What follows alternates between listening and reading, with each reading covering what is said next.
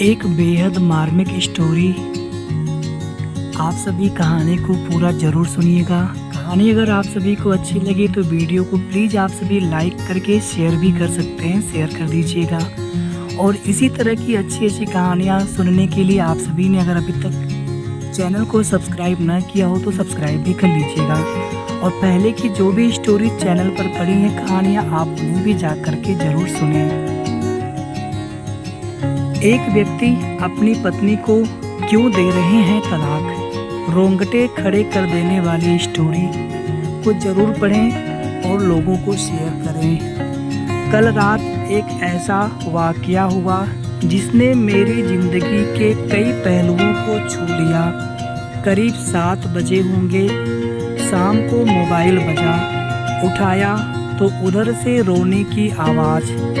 मैंने शांत कराया और पूछा कि भाभी जी आखिर हुआ क्या। उधर से आवाज़ आई, आप कहाँ हैं और कितनी देर में आ सकते हैं। मैंने कहा आप परेशानी बताइए। और भाई साहब कहाँ हैं, माता जी किधर हैं, आखिर हुआ क्या। लेकिन उधर से केवल एक रट कि आप आ जाइए। मैंने आश्वासन दिया कि कम से कम 1 घंटा पहुंचने में लगेगा। जैसे तैसे पूरी घबराहट में पहुंचा। देखा तो भाई साहब सामने बैठे हुए हैं। भाभी जी रोना चीखना कर रही हैं। 12 साल का बेटा भी परेशान है। 9 साल की बेटी भी कुछ नहीं कह पा रही है। मैंने भाई साहब से पूछा कि आखिर क्या बात है। भाई साहब कोई जवाब नहीं दे रहे थे। फिर भाभी जी ने कहा, ये देखिए तलाक के पेपर, ये कोर्ट से तैयार करा के लाए हैं, मुझे तलाक देना चाहते हैं। मैंने पूछा ये कैसे हो सकता है, इतनी अच्छी फैमिली है, 2 बच्चे हैं, सब कुछ सेटल्ड है। प्रथम दृष्टि में मुझे लगा ये मजाक है। लेकिन मैंने बच्चों से पूछा दादी किधर है। बच्चों ने बताया पापा ने उन्हें 3 दिन पहले नोएडा के वृद्धाश्रम में शिफ्ट कर दिया है। मैंने घर के नौकर से कहा मुझे और भाई साहब को चाय पिलाओ। कुछ देर में चाय आई।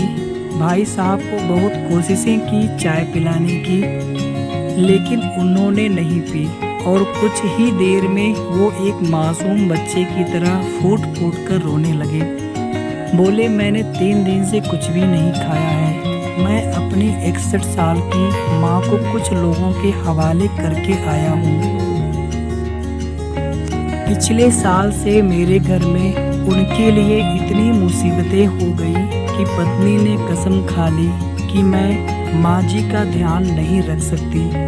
ना तो ये उनसे बात करती थी और ना ही मेरे बच्चे बात करते थे।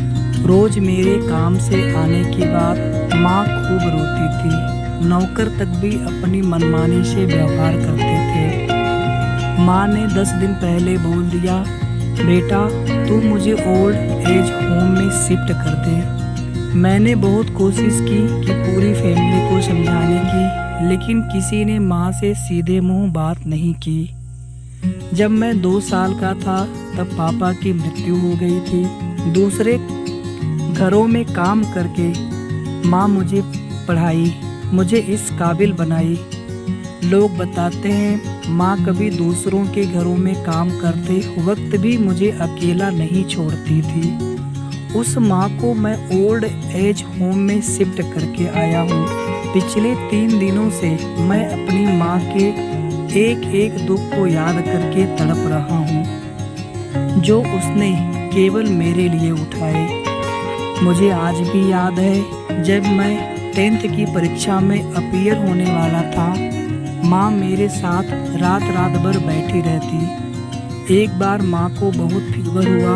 मैं तभी स्कूल से आया था। उसका शरीर गर्म था, तप रहा था। मैंने कहा माँ तुझे फीवर है। हंसते हुए माँ बोली अभी खाना बना रही थी इसलिए गर्म है।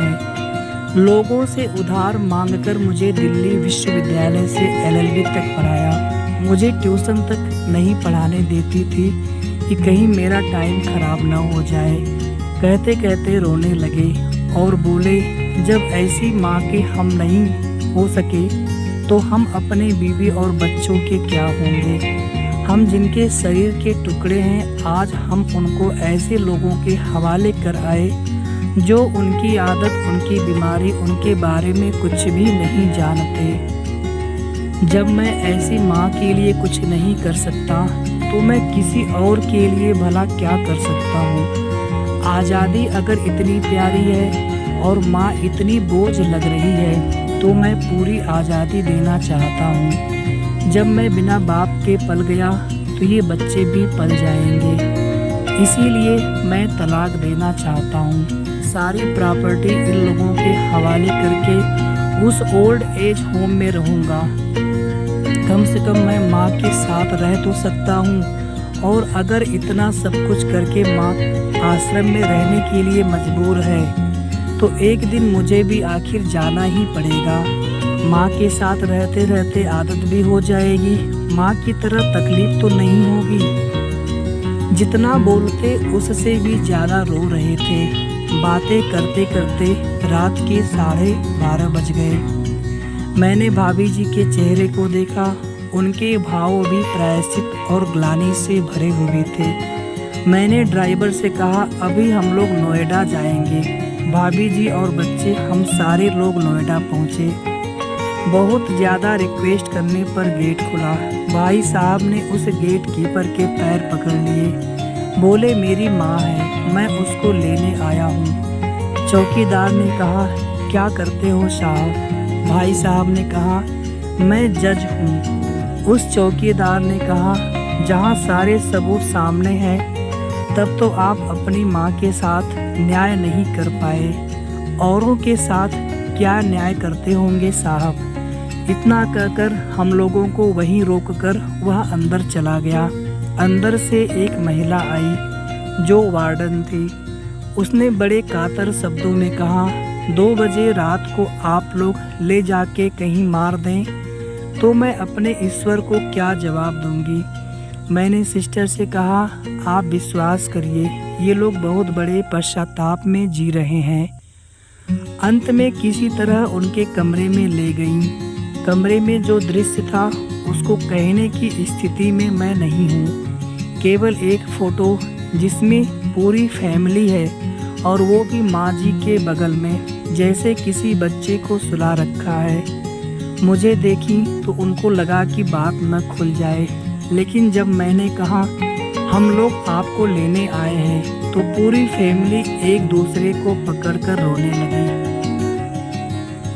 आसपास के कमरों में और भी बुजुर्ग थे। सब लोग जागकर बाहर तक आ गए। उनकी भी आंखें नम थी।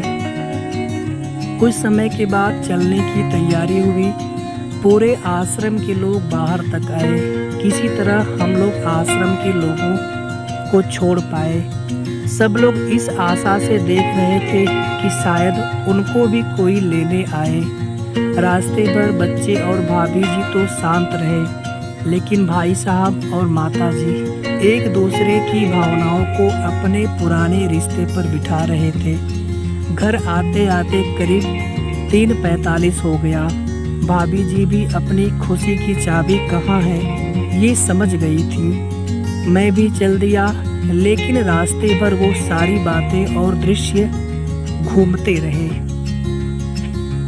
माँ केवल माँ है, उसको मरने से पहले ना मारें। माँ हमारी ताकत है, उसे बेसहारा न होने दे। अगर वह कमज़ोर हो गई तो हमारी संस्कृति की रीढ़ कमज़ोर हो जाएगी। बिना रीढ़ का समाज कैसा होता है, किसी से छुपा नहीं। अगर आपके परिचित परिवार में ऐसी कोई समस्या हो तो उसको ये ज़रूर बताएं, ये कहानी ज़रूर सुनाएं उनको। बात को प्रभावी ढंग से समझाएं। कुछ भी करें, लेकिन हमारी जननी को बेसहारा बेघर न होने दें। अगर माँ की आंखों से आंसू गिर गए तो ये कर्ज कई जन्मों तक रहेगा। यकीन मानना सब होगा तुम्हारे पास, पर सुकून नहीं होगा। सुकून सिर्फ माँ के आंचल में होता है। उस आंचल को बिखरने मत देना। तो कहानी यहीं पर समाप्त होती है और आप सभी को ये कहानी पसंद आई होगी। और ये जो भी कहानियाँ होती हैं किसी न किसी तरह की इस प्रकार की घटनाएं समाज में होती रहती हैं। हमारा उद्देश्य इतना है कि हमारी इन कहानियों से समाज में एक सकारात्मक संदेश जाए। तो वीडियो को आप लोग प्लीज़ लाइक शेयर और अगर आपने चैनल को सब्सक्राइब न किया हो तो ज़रूर कर लीजिएगा। मिलते हैं नेक्स्ट वीडियो में।